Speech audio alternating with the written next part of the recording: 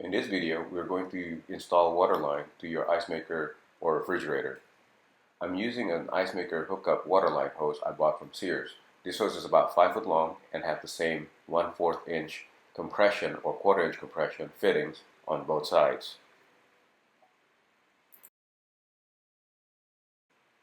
My water supply is under the cabinet.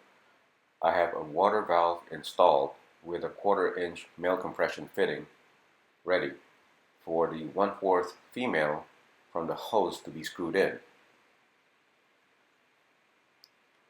I'm currently showing what it looks like before I install the new hose. Currently, I have a flexible transparent duct that I'll remove, and we will install the new 5-foot water hose here.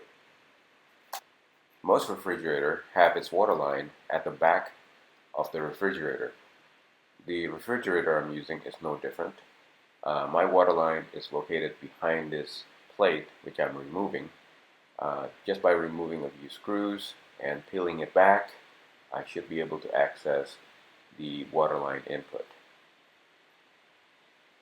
Here you'll see that there is a male connector of the 1/4 inch compression.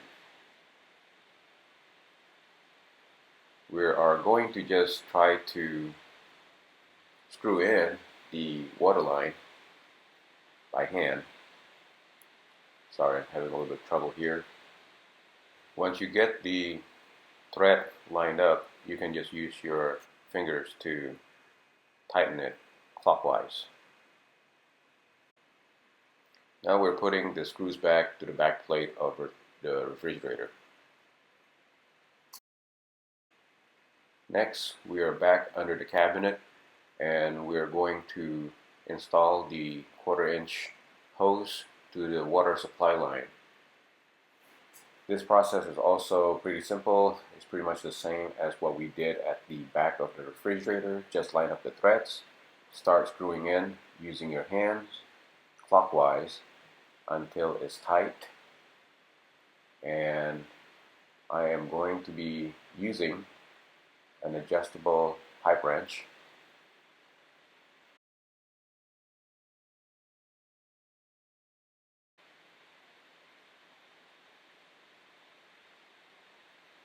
Same direction, clockwise.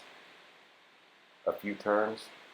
You do not want this to be too tight.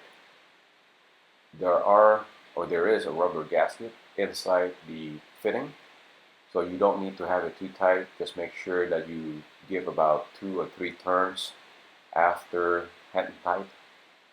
And now we're ready for testing. So open the valve by turning it counterclockwise. That should complete the process. Next thing you need to do is make sure you check for leaks, turn on the refrigerator, test the ice maker, and make sure everything's working. If you like this video, we'll be making other do-it-yourself videos. Please hit the like button and subscribe to my channel. I appreciate you watching this video. Thank you.